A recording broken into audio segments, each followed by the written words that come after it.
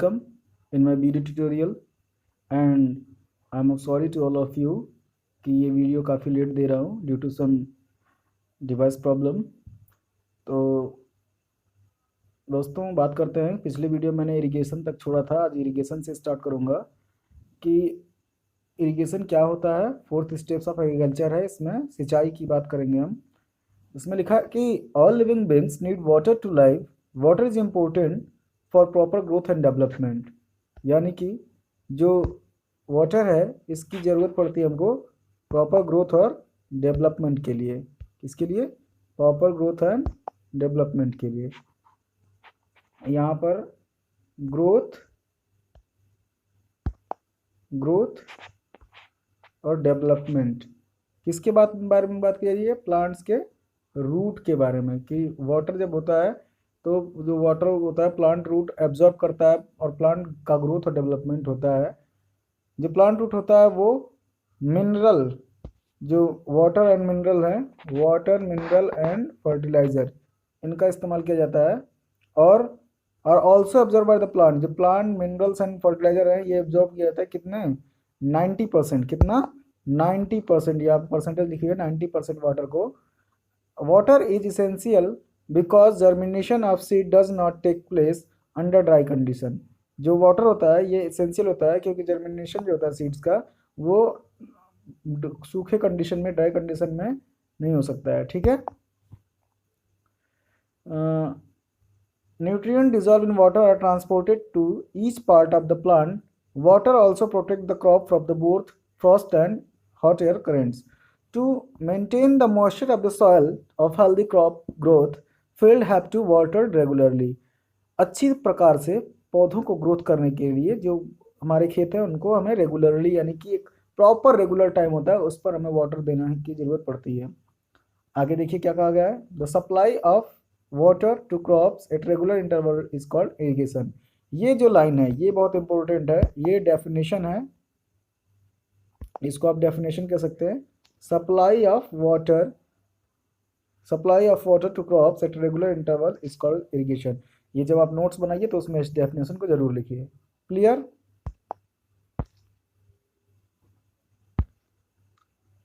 The time and frequency of irrigation varies from crop to crops. यानी अलग अलग फसलों में जो टाइम इरिगेशन का होता है वो अलग अलग होता है।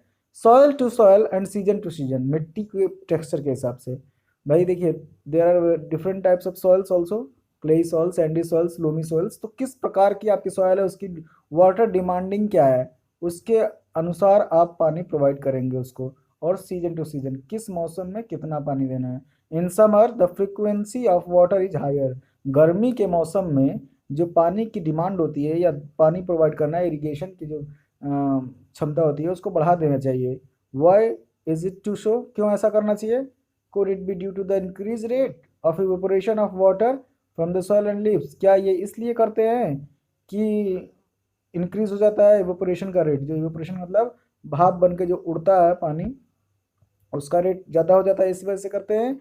या फिर इसलिए करते हैं क्योंकि जो लीव्स होती है ट्रांसपायरेशन करती हैं, इसीलिए जो लीव्स होती हैं वो ट्रांसपायरेशन करती हैं तेज़ी से गर्मी के मौसम में, और पानी इवेपोरेट भी होता है खेतों से, इस वजह से हमें ज़्यादा पानी को प्रोवाइड करना पड़ता है। और नॉर्मली अगर हम ह्यूमन बींग्स हैं, हम भी लिविंग बींग्स हैं, तो ज़्यादातर देखिए गर्मी के मौसम में हमें प्यास ज़्यादा लगती है। क्यों? क्योंकि हमारा भी ट्रांसपायरेशन होता है, सब कह लीजिए, मतलब हमारे बॉडी से भी स्वेट निकलता है। सोर्स ऑफ इरिगेशन, अब इरिगेशन का सोर्स क्या क्या है? The source of water for irrigations are wells, tubewells, ponds, lakes, rivers and dams. ये होते हैं हमारे सोर्स। सोर्स क्या है इरिगेशन के? ये सारे के सारे सोर्स हैं, इनको आप लोग ध्यान से देखिएगा। Clear? I am very careful this year about watering plants. Sorry, इसमें थोड़ा सा, ये actually it is a book of NCERT, तो इसमें बूझो और पहले के कुछ इसमें कहानी दी होती है जिसको बच्चे ज़्यादा आसानी से समझ सकते हैं। और देखिए अब traditional method of irrigation, irrigation के मेथड्स की बात की जाए तो ट्रेडिशनल मेथड क्या होता है? ट्रेडिशनल का मतलब मेथड होता है मतलब कि जो प्राचीन समय से हमारे एंसेस्टर्स के द्वारा यूज़ किया जा रहा हो। Clear? The water available in well, lakes and canals is lifted up by the different methods in different regions for taking it to the field. Clear? आगे, कैटल और human labour is used in this method. जो traditional method है उसमें पशुओं और human beings यानी मनुष्यों के मेहनत का परिणाम होता है जिससे कि वो पानी प्रोवाइड किया जाता है। So these methods are cheaper. तो ये जो मेथड होता है ये सस्ता होता है क्योंकि इसमें क्या है, पशु है, पशु भाई काम करते हैं, खाते हैं तो काम करते हैं, कोई उनमें विशेष पैसे की तो आवश्यकता होती नहीं है, और मनुष्य जो मेहनत करता है उससे काम कर सकता है, बट लेस एफिशिएंट। लेकिन इससे होता क्या है, सस्ता तो है लेकिन काम बहुत धीरे धीरे होता है। जो सिंचाई का प्रोसेस है ये इसमें बहुत ड्यूरेशन लग जाता है, time duration. The various traditional ways are, जो पहले के जो ट्रेडिशनल वेज थे वो क्या थे, मोट। मोट का मतलब होता है पुली सिस्टम। पुली सिस्टम समझते हैं आप, कि पानी को खींच करके और डाला जाता था, उसको चैन पंप, ढेकली एंड राहत, लीवर सिस्टम, इतने सारे सिस्टम थे। ये सिस्टम इस डायग्रामेटिक देखिए, चैन पंप सिस्टम है, यहाँ चैन मूव करता रहता था और पानी गिरता रहता था बाल्टी से। ये बाल्टी नीचे जाता था, ऊपर से पानी निकलता था और यहाँ से पानी को प्रोवाइड किया जाता था। ये नीचे है जिसको आप ढेकली सिस्टम कह सकते हैं, कि पेड़ से बांध दिया जाता था, नीचे कुएं से पानी निकाल निकाल के और गिराया जाता था। क्लियर? ये एक किसान है जो बार बार बाल्टी से पानी निकाल करके गिरा रहा है और अगली बाल्टी लगा देता है। Pump are the commonly used for lifting water. Diesel, biogas, electricity and solar energy is used to run this pump. और पंप को काफ़ी यूज़ किया जाता था लिफ्टिंग करने वाटर के लिए। Diesel, biogas, electricity and solar energy use to run this pump. और एक पंप सिस्टम था जिसको चलाने के लिए इन सारी डीजल से चला सकते थे, बायोगैस से चला सकते थे, इलेक्ट्रिसिटी चला सकते थे, जो भी पानी उड़ाता था। अब आगे चलते हैं, modern methods of irrigation. Traditional method आप लोगों को समझ में आ गया। ट्रेडिशनल मेथड में क्या था, ज़्यादातर बेसिकली उसमें बात करनी है पशुओं के लेबर की और ह्यूमन बींग के लेबर की। वो लेस एफिशिएंट होता है, टाइम टेकिंग होता है और चीपर होता है। यही मॉडर्न की बात कर लें, मॉडर्न मेथड्स ऑफ इरिगेशन में, तो modern methods of irrigation help us to use water economically. The methods used are as follows. पहला जो है, ये जो मॉडर्न मेथड्स है इरिगेशन का, इसमें थोड़ा सा इकोनॉमिकली होता है, पैसे की मदद से हम ऐसा काम कर सकते हैं। इसमें जो मेथड्स हैं वो क्या है, स्प्रिंकल सिस्टम। स्प्रिंकलर सिस्टम क्या है, this system is more useful on the uneven and where as sufficient water is not available. ये जो सिस्टम है ये ज़्यादातर यूजफुल कहाँ होता है, अनइवन लैंड के लिए, उस लैंड के लिए जहाँ पर sufficient amount of water available नहीं है। द परपेंडिकुलर पाइप्स, तो एक लंबवत पाइप डाली जाती है, having rotating nozzles on top are joint to the main pipeline at regular intervals. तो इसे एक पाइपलाइन से बहुत सारी छोटी छोटी पाइपों के द्वारा, परपेंडिकुलर पाइप्स के द्वारा इनको जोड़ दिया जाता है। फसल जहाँ पानी ज़्यादा नहीं होता है वहाँ पर मोटर सिस्टम से इस पाइपलाइन को फैला देता है फसलों की जड़ों में, जहाँ जहाँ पौधे होते हैं वहाँ वहाँ, जिससे कि पानी बर्बाद नहीं होता है, जहाँ ज़रूरत होती है सिर्फ पानी वहीं पहुँचता है। ठीक है। When water is allowed to flow through the main pipe under the pressure with the help of pump, it escapes from the rotating nozzles. It gets sprinkles on the crops and rain. क्या होता है, जगह जगह इसमें nozzle लगे हुए हैं, तो जहाँ जहाँ पानी की आवश्यकता होती है, जैसे ही पाइपलाइन को ऑन किया जाता है वो पंप को, पानी इस पाइपलाइन के द्वारा फैल जाता है, और जहाँ जहाँ पाइपलाइन में नोजल लगे हुए हैं वहाँ पर फुब्बारे की तरह फुब्बारा निकलता है, जिससे कि फसलों को पानी मिल जाता है। Clear? When water is allowed to flow through the main pipeline under the pressure of the help of pump, it escapes from the rotating nozzle. It gets sprinkled on the crops if it is raining. और बिल्कुल जैसे बारिश होती है उस तरीके से ये फुव्वारा गिरता है। Sprinkler is very useful for lawn, coffee plantation and several other crops. Lawn का मतलब होता है छोटा मोटा अपना घर में बगीचा जो हम बना लेते हैं। कॉफ़ी प्लांटेशन मतलब कॉफ़ी के पौधों में जगह जगह पौधे लगे होते हैं, वहाँ पर यूज़फुल होता है, और बहुत सारे दूसरे क्रॉप्स में। अगला है drip system. In this system the water fall drop by drop directly near the roots. इसमें क्या होता है कि जो पानी होता है ये बूंद बूंद करके direct route of the plants में गिरता है, यानी पेड़ के पौधों की जड़ों में। So it is called the drip system, इसीलिए इसको ड्रिप सिस्टम कहते हैं, क्योंकि इसमें ड्रॉप ड्रॉप करके पानी गिरता है। It is the best technique for the watering fruit plants. ये जो होता है फल वाले पौधों को, फल वाले पौधों में पानी पहुंचाने का बेस्ट मेथड है।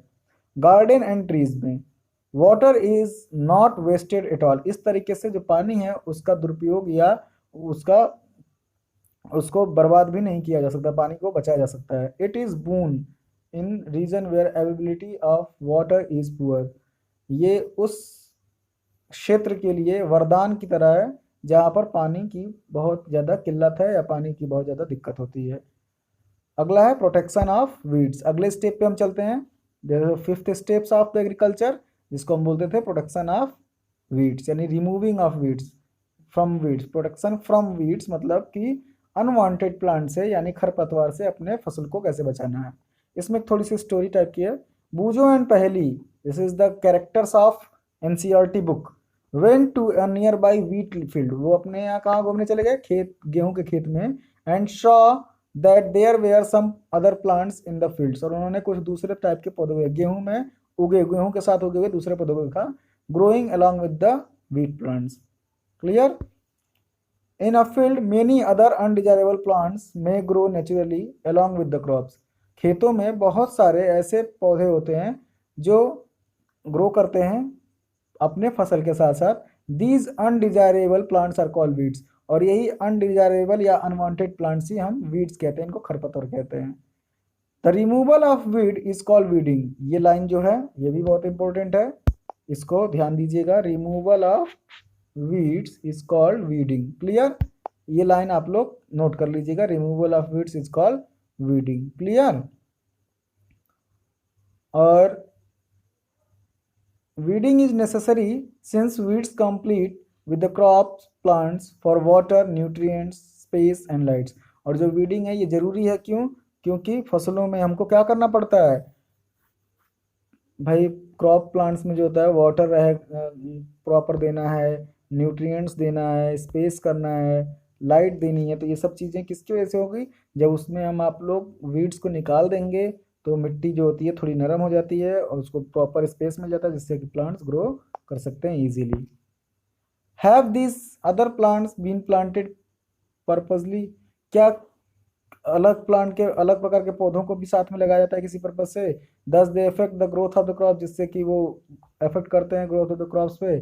सम weeds interfere even in harvesting and may be poisonous for animals and human beings, कुछ खरपतवार इतने ज़्यादा नुकसानदायक होते हैं जो हार्वेस्टिंग में भी प्रॉब्लम करते हैं और तो और साथ में पॉइजनस होते हैं for animals and human beings, जानवरों के लिए और मनुष्यों के लिए भी।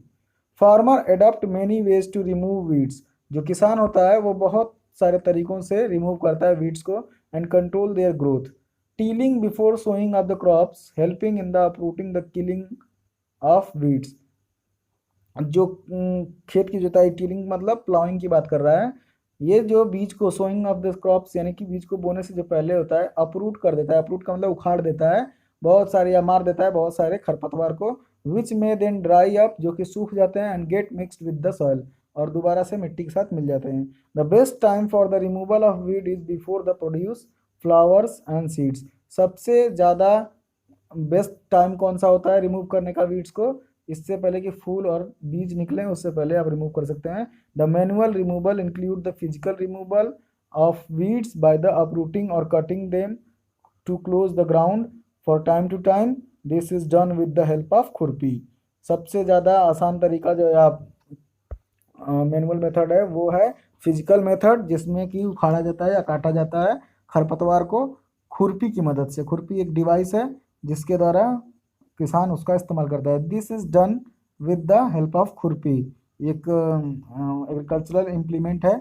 अ seed drill is also use to approve the weeds, एक सीड ड्रिल होता है जो कि जिसकी मदद से आप उखाड़ सकते हैं जो भी खरपतवार हैं उनको। Weeds are also control by using certain chemicals, ये अलग मेथड है, वीड्स को कंट्रोल किया जाता है बाय द केमिकल मेथड्स के द्वारा जिसको हम वीडीसाइड कहते हैं। लाइक 2,4-D, जिसका नाम है 2,4-D, these are spread in the field to kill the weeds. Clear? इसको छिड़काव किया जाता है कि आपके खेतों के जो डीडीटी का छिड़काव, जिससे कि खेतों में किल्स हो जाते हैं weeds. They do not damage the crops, इससे आपके फसलों को कोई नुकसान नहीं होता है। The weedicide are dilute with water to the extent required and spread in the field with a sprayer. जो वीडीसाइड होता है उसको डाइल्यूट किया जाता है किसके साथ, पानी में मिला करके, दवाओं को पानी में मिला करके और छिड़काव किया जाता है जहाँ जहाँ उसकी ज़रूरत होती है। स्प्रेयर की मदद से स्प्रे कर दिया जाता है उसको, छिड़कने वाली मशीन होती है, उससे खेतों में फसलों के ऊपर छिड़का जाता है। ये इसका इमेज है, आप देख सकते हैं। As already mentioned, the weedicides are sprayed during the vegetative growth of the weeds before flowering and seed formation. Spraying of weedicide may affect the health of farmers. Spraying जो होता है वीडिसाइड का, ये इफेक्ट कर सकता है health of the farmers, किसानों के। ये पौधों को तो नुकसान नहीं करता है, लेकिन वेजिटेटिव ग्रोथ के दौरान अगर फ्लावर निकल सकता है या सीड फॉर्मेशन हो सकता है, तो उस समय ये किसान के हेल्थ को नुकसान कर सकता है। So they should use this chemicals very carefully. तो हमको बहुत ही सावधानी के साथ इन केमिकल्स का इस्तेमाल करना चाहिए। They should cover their nose and mouth. किसानों को अपना मुंह और नाक ढक करके ही इसको with a piece of cloth, कपड़े के टुकड़े से अपना नाक या मुंह ढक करके, और तब जा करके during spraying of the chemicals इसको छिड़कना चाहिए खेतों में। अब अगला प्रश्न कर रहा है कि do weedicides have any effects on the person handling the weedicide sprayer. क्या ये कोई प्रभाव डाल सकता है? तो हाँ, जाहिर से इसका आंसर है कि हाँ, बिल्कुल ये प्रभाव डाल सकता है, क्योंकि ये पेस्ट को किल कर सकता है, तो ये इंसानों को भी किल कर सकता है। तो अगर इसका गलत प्रभाव आपके ऊपर हो गया तो आपके अंदर साइड इफेक्ट्स हो सकते हैं। अगला है harvesting. Harvesting of A crop is an important task. फसलों को काटना एक बहुत महत्वपूर्ण टास्क है। The cutting of crops after it is matured is called the harvesting. जब फसलों को काटा जाता है, यानी जब वो पक जाते हैं और उनको निकाला जाता है खेतों से, तो उसको बोलते हैं हम harvesting. In harvesting crops are pulled out और cut close to the ground. ये जो डेफिनेशन है ना, इनको आप लोग नोट करते रहिएगा। The cutting of crops after it is mature is called harvesting. What is harvesting अगर पूछा जाए तो इस तरीके से आंसर इसका मिल जाएगा। यहाँ से लेकर के ये जो है पूरा पोर्शन, यहाँ से द कटिंग ऑफ क्रॉप से लेकर के हार्वेस्टिंग तक, ये जो है क्रॉप्स आर पुल्ड आउट और close to ground usually 3 to 4 month for a cereal crops to mature. Normally crops को पकने में कितना समय लगता है? 3 से 4 महीने, और उसके बाद मेच्योर हो जाते हैं वो। क्लियर? अगला है after harvesting sometimes stubs are left in the field. खेतों काटने के बाद कुछ समय कुछ उसके स्टब्स होते हैं, यानी जो नीचे उसके चाफ वाफ होते हैं, वो रह जाते हैं खेतों में। Which are burned by farmer, जो कि खेतों में किसानों के द्वारा जला दिए जाते हैं। पहली इज वरीड, पहली को इस चीज़ की चिंता है, she knows that it causes pollution. पहली सोचती है कि भाई उनको जलाने से क्या होगा, धुआं होगा, कार्बन डाइऑक्साइड की मात्रा बढ़ेगी, तो पोल्यूशन होगा। It may also catch fire and damage the crops lying in the fields. और इससे क्या हो सकता है, आग लग सकती है, और जो अगल बगल वाले खेत वाले हैं उनकी खेतों में आग लग सकती है, तो नुकसान हो सकता है। इसलिए harvesting in our country is either done manually by sickle और by a machine call harvester. जो हार्वेस्टिंग होती है हमारे कंट्री, हाँ, तो पहले बात कर लें इसकी पहली की, इसकी चिंता के बारे में। बहुत चिंतित है बेचारी, देखिए गाल में हाथ लगा के बैठी हुई है। तो इसकी चिंता जायज़ है कि ये कह रही है कि अगर भाई किसान उसको जलाएंगे तो पोल्यूशन होगा, और अगर आग लग गई तो भैया बड़ा नुकसान हो जाएगा, अगल बगल वालों से लड़ाई होगी, तो क्या होगा। हमें जो खेतों का बचा हुआ से अवशेष होता है उसको जलाना नहीं चाहिए, उसको खेतों में ही सड़ने के लिए छोड़ देना चाहिए। उससे क्या होगा, उससे हमारे सॉइल का टेक्सचर बढ़ जाएगा, और जो ग्रीन मैन्योरिंग होती है ना, वो एक तरीके से कंप्लीट हो जाएगी। Clear? Harvesting in our country is either done by sickle. Sickle का मतलब होता है हंसुआ, जिससे काटा जाता है खेत को, ठीक है। और बाई ये मशीन कॉल हार्वेस्टर, जो हमारे खेत देश में जो हार्वेस्टिंग होती है वो सिकल के द्वारा होता है मैनुअली, या फिर तो मशीन के द्वारा होती है, जिसका नाम है harvester. In the harvester crops the grain seeds need to be separate from a chaff. जो हार्वेस्टेड क्रॉप्स होते हैं, कटे हुए फसल, उसमें से हमें ज़रूरत होती है कि सेपरेट कर लें किसको, चाफ को, यानी पूरे को अलग कर लें, भूसे को अलग कर लें, और अनाज को अलग कर लें। This process is called the threshing. और इस प्रोसेस को हम क्या बोलते हैं? थ्रेसिंग। भाई थ्रेसर का नाम तो आप लोग जानते ही होंगे, किस काम में आता है। This is carried out with the help of machine called combine. और ये जो मशीन होती है, हम लोग इसको अक्सर कंबाइन बोल देते हैं। It's not combine, it's combine. Clear? Which is affect harvester as well as the thresher, जो कि इसमें एक हार्वेस्टर और थ्रेसर दोनों लगा होता है, ठीक है। It's a combine machine. Clear? जो आप लोग बार बार बोलते हैं ना खेतों में कंबाइन आई है, it's not combine, it's combine. Farmers with a small holding of land do the separation of grain and chaff by winnowing. Farmer जो होता है स्मॉल होल्डिंग ऑफ लैंड, छोटे छोटे जो खेतों के किसान होते हैं वो सेपरेट करते हैं ग्रेन्स को, चाफ को, बाय विनोइंग, छटैया करके। ठीक है, you have already study in class 6, आपने 6 में पढ़ रखा है। क्लियर। अब है हार्वेस्ट फेस्टिवल। अगला है हार्वेस्ट फेस्टिवल। क्या होता है? आफ्टर 3 और 4 month of the hard work there comes the day of harvest. 3-4 महीने के अथक मेहनत के बाद आखिर वो दिन आ जाता है जिस दिन फसल को काट करके हम रखते हैं। The sight of golden fields of standing crops laden the grains fill up the hearts of the farmer and joy and the sense of the well beings. और बाद में जैसे ही खेत को काट लेते हैं तो उनको मज़ा आता है और वो अपने आप को एक बेहतर आदमी समझते हैं और अच्छे से फसल को काटने के बाद वो खुशहाली मनाते हैं। जैसे बैसाखी एक कह सकते हैं उसको कि फेस्टिवल की तरह लोग मनाते हैं। The efforts of the past seasons have borne fruits and it is time to relax and enjoy a little. The period of harvest is thus the great joy and happiness in all part of the India. जिस समय खेत की कटाई होती है उस समय एक खुशहाल भरा माहौल रहता है पूरे भारत में, मेन एंड वुमेन्स। और ये चीज़ आप इस समय महसूस कर सकते हैं कि जो लॉकडाउन अभी चल रहा है, अगर इस समय खेतों की कटाई नहीं हो रही होती तो कितना ज़्यादा बोरियत महसूस होता है। आज खेत कट रहे हैं तो ऐसा लग रहा है कि भाई अनाज है हमारे पास तो हम अपने आप को खुशहाल महसूस कर रहे हैं और इस लॉकडाउन का ज़्यादा कुछ खासा असर हमारी ज़िंदगी पर नहीं पड़ रहा है। Men and women celebrate it with great enthusiasm. जो मैन और वुमेन यानी आदमी और जो औरतें होते हैं सेलिब्रेट करते हैं इसको बहुत महान इथुजिज्म का मतलब होता है इसको भगवान की देन मानते हैं कि भगवान ने हमें इस चीज़ को प्रोवाइड किया। Special festivals associated with the harvest seasons and Pongal, Baisakhi, Holi, Diwali, Nabanna and Bihu, इस तरीके के कुछ फेस्टिवल्स हैं जो भारत देश के अलग अलग हिस्सों में मनाए जाते हैं। अगला है storage. Storage of produce in the important task. If harvested grains are to be kept for longer time they should be safe from moisture, insect, rats and micro organism. कह रहा है कि जो स्टोरेज होता है इसका बहुत इम्पोर्टेंट टास्क है कि अगर हार्वेस्टेड ग्रेन्स को बचा के रखना है लंबे समय के लिए तो इसको हमें मॉइस्चर से, इंसेक्ट से, रैट से और माइक्रो ऑर्गेनिजम्स, ये सारी चीज़ों से बचा के रखना चाहिए। Harvested grains have the moisture.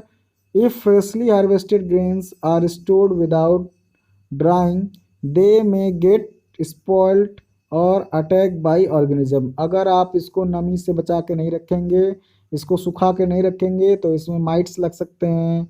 Mites मतलब घुन लग सकता है और भी बहुत सारे छोटे छोटे माइक्रो ऑर्गेनिज्म लग सकते हैं जो कि आपके अनाज को नुकसान कर सकते हैं। Unfit for making the unfit for use और फॉर जर्मिनेशन, जिसकी द्वारा अगर ये अटैक कर जाएगा माइक्रो तो ये आपके लिए अनफिट हो जाएगा, आप इस्तेमाल नहीं कर पाएंगे और ये जर्मिनेट भी नहीं कर पाएगा दोबारा से। हैंस बिफोर स्टोरिंग देम, इसको स्टोर करने से पहले the grains are properly dried in the sun to reduce the moisture. हमें अनाजों को बहुत अच्छे से सुखा लेना चाहिए जिससे कि मॉइस्चर जो है इसका रिमूव हो जाए। This prevent the attack by the insect, paste, bacteria and fungus, जिससे के द्वारा आपका जो है ये इंसेक्ट के, पेस्ट के और बैक्टीरिया के और फंगस के अटैक से बच जाएगा। Farmer store grain in jute bags और मेटालिक बीन्स। फार्मर्स को अपना जो अनाज है उसको जूट बैग यानी जो बोरा होता है जूट का बना हुआ एक रफ बोरा होता है ना मोटा वाला, उसमें अनाज को रखा जाता है। और मेटालिक बीन्स और धातु के बने कोठिला, बीन्स का मतलब यहाँ पे कोठिला से लेंगे जो बड़े बड़े बर्तन होते हैं जिसमें अनाज रखा जाता है। However large scale storage of grain is done in the silos. और वहीं कह सकते हैं कि जो बड़े पैमाने पर, छोटे पैमाने पर घर पे रख लेते हैं और बड़े पैमाने पर जो होते हैं उनको साइलोज यानी भक्कू में और ग्रेनरीज का मतलब खलिहान में बना करके रखा जाता है to protect them from the pest like rats and insect, जिससे कि ये पेस्ट और रैट और इंसेक्ट से बच सकें। ठीक है, फिगर 1.10 और फिगर 1.10 इसमें आप देख सकते हैं इस तरीके से रखा जाता है इन अनाजों को। ठीक है, clear. I saw my brother putting some dried neem leaves in the iron drum containing wheat. I wonder why. इसमें ये फिर गाल में हाथ लगा के बैठी हुई है, ये बहुत सोचती है बेचारी। ये क्या कह रही है कि मैंने अपने भाई को देखा था कि वो सूखी हुई नीम की पत्तियां ऐड कर रहा था उस ड्रम में जिसमें गेहूं रखा हुआ था। मैं सोचने लगी कि क्यों ऐसा कर रहा है। भाई, dry neems and leaves are use for storing foods grains at home, for storing large quantity of grains in a big godowns. Specific chemicals treatment are required to protect them from the pest and microorganism. सूखी हुई नीम की जो पत्तियां होती हैं उसको storing food में डाला जाता है, और इसको स्टोर करने के लिए लार्ज क्वांटिटी में ग्रेन्स को एक बिग गोडाउन में स्पेसिफिक केमिकल ट्रीटमेंट का रिक्वायरमेंट होता है। और जो घर में हम रखते हैं ना, नीम की पत्ती डालने से उसमें इंसेक्ट पेस्ट नहीं लगते हैं। नीम की पत्ती जो होती है वो एंटीऑक्सीडेंट होती है प्रॉपर्टीज के अंदर, उसके अंदर माइक्रो ऑर्गेनिज्म नहीं लगते हैं, ठीक है। और बड़े बड़े जो ग्रेनरीज होती हैं, गोडाउन होता है, वहाँ पर बहुत सारे केमिकल का इस्तेमाल किया जाता है उसको बचाने के लिए, किससे? पेस्ट से और माइक्रो ऑर्गेनिज्म से, ठीक है। ये storage of grain, gunny bag and granaries, ये आपका फिगर दिखा रहा है। इसके बाद फूड फॉर एनिमल्स, जो एनिमल्स का फूड होता है, इसमें मिल्क है, काउ, बफेलो, सी गोट, सी कैमल, ये सब बकरी और ऊँटनी, ये सब चीज़ें हैं। सी और ही का मतलब आप समझ ही रहे होगे, ये सब चीज़ें होती हैं। जो after completing this table you must have, इसमें क्या है, फूड जो है, मिल्क कहाँ कहाँ से मिलता है, फिर अलग अलग फूड आइटम्स और वो कहाँ कहाँ से मिलते हैं, उस चीज़ों पर आपको लिखना है। After completing this table, you must have seen that like plants, animals also provide us with different kinds of food. इसमें देखने के बाद आपको ये पता चलेगा जिस तरीके से पौधे हमको फूड देते हैं, वैसे ही कुछ एनिमल्स हैं जो हमको फूड देते हैं। Many peoples living in the coastal areas, बहुत सारे लोग तटीय क्षेत्रों में रहते हैं। कंज्यूम फिश, तटीय क्षेत्र मतलब नदी के, समुद्र के किनारे, जो कंज्यूम करते हैं fish as a major part of the diet, अपने भोजन में बहुत बड़े पैमाने पर मछली को। In this previous classes you have learn In the previous classes you have learnt about the food that we obtain from plants. पिछले क्लासेस में आपने उन फूड्स के बारे में पढ़ा जो कि हमको प्लांट से मिलता है। We have just seen that the process of crop production involved in a number of steps like selection of seeds, sowing, etc. Similarly, animals reared at home or the farms have to be provided the proper food, shelter and care. When this is done on a large scale, it is called the animal husbandry. जब इसको बड़े पैमाने पर किया जाता है इसको बोलते हैं animal husbandry. Now students, fish is good for health. We get cod liver oil from fish which is rich in vitamin D. जो मछली होती है वो कॉड लिवर और ऑयल हमको प्रोवाइड करती है, लिवर ऑयल, जो कि बहुत ज़्यादा विटामिन डी का रिच सोर्स है और हमारे लिए मछली बहुत ज़्यादा लाभदायक होती है, ठीक है। तो जो लोग मछली खाते हैं वो खाते रहें, जो लोग नहीं खाते हैं वो अपने धर्म के अनुसार अगर पालन करते हैं तो कर सकते हैं, अदरवाइज अगर मूड बने तो खा सकते हैं, ठीक है।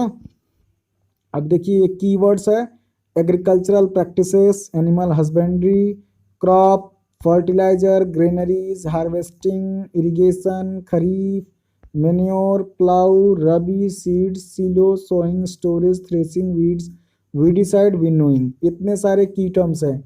आपका होमवर्क ये है कि इन सारे की टर्म्स की डेफिनेशंस आप वीडियोस में दिया गया है, बताया है मैंने, इसको पढ़ें और इनका निकाल करके आप आंसर लिखें। अगर आप नहीं खोज पाते हैं तो आप मुझसे पूछ सकते हैं, मैसेज डाल सकते हैं कि सर मुझे ये नहीं आ रहा है, और आप लोग अपना नोट्स कंप्लीट करके अब मुझे भेजें, ठीक है। व्हाट यू हैव लर्न्ड को भी आप ध्यान से देखेंगे। In order to provide foods to our group population, we need to adopt certain agricultural practices.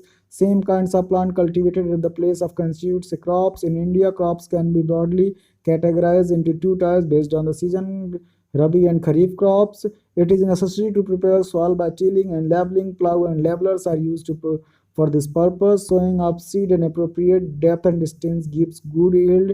Good variety of seeds are sown after selection of healthy seeds. Sowing is done by the seed drill. Soil needs replacement and enrichment through the use of organic manure and fertilizers. Use of chemical fertilizers has increased tremendously without the introduction of new crops variety. Supply of water to crops at appropriate intervals is called the irrigations. Weeding involves removal of unwanted and uncultivated plants called weeds. Harvesting is cutting of mature crops manually by machine. Separation of grains from the chaff is called threshing.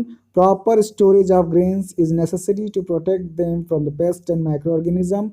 Food is also obtained for the animal for which the animals are reared. In this called the animal husbandry. Clear? It is exercise. Select the correct words from the following list and fill in the blanks. The same kinds of plant grown and cultivated on large scale at the place is called crop. इसमें आप भरेंगे crop. The first step before growing crop is, पहला step जो आप growing crop से कर सकते हो क्या भरेंगे? प्रिपरेशन ऑफ सॉइल, प्रिपरेशन भरेंगे इसमें. डैमेज सीड्स वुड, क्या? Damage seed would float on the top of water. जो डैमेज सीड होते हैं उनको अगर आप पानी में डालेंगे बीज को तो वो ऊपर तैरने लगेंगे. Clear? For growing a crop sufficient sunlight and, क्या क्या चाहिए होता है? सनलाइट के साथ साथ क्या चाहिए होता है? न्यूट्रिएंट्स, वाटर एंड न्यूट्रिएंट्स चाहिए होता है. ठीक है, water and nutrients from the soil are essential. Clear? ये अगला है. Match items in column A with those in the column B. Kharif crops, इनमें से खरीफ क्रॉप्स क्या है? देखिए, wheat, gram, pea. Clear? Rabi crops, rabi crops में क्या आएगा? सॉरी, खरीफ क्रॉप में क्या आएगा? खरीफ क्रॉप में आएगा पैडी, मेज, पैडी एंड मेज. रबी क्रॉप्स में आएगा wheat, gram, pea. Chemical fertilisers में क्या आएगा? Urea and super phosphate. Clear? Urea and super phosphate. Excreta, animal excreta, cow dung and urine and plant waste. ये किस में आएगा? ऑर्गेनिक मेन्योर में. क्लियर? ऑर्गेनिक मेन्योर में ही आएगा. इसको बड़े ध्यान से देखिएगा, थोड़ा सा इधर उधर लिख दिया है, ये मिस्टेक है इसमें, तो आप थोड़ा सा इसको ध्यान से देखिएगा. Give two examples of each. खरी क्रॉप्स, रबी क्रॉप्स के आपको एग्जाम्पल देने हैं. आप ऊपर इस मैच ऑफ द फॉलोइंग में भी दिया है, आप लिख सकते हैं. Write a paragraph in our own words to each of the following. Preparation of soil, sowing, weeding and threshing. इस पर आपको एक एक पैराग्राफ लिखना है जिसका आप नोट्स बना के मुझे सेंड करेंगे.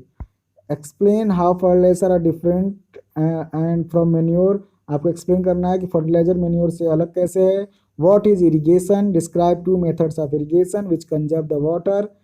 If wheat is sown in the kharif season what would happen? Discuss. इसको भी आपको बताना है.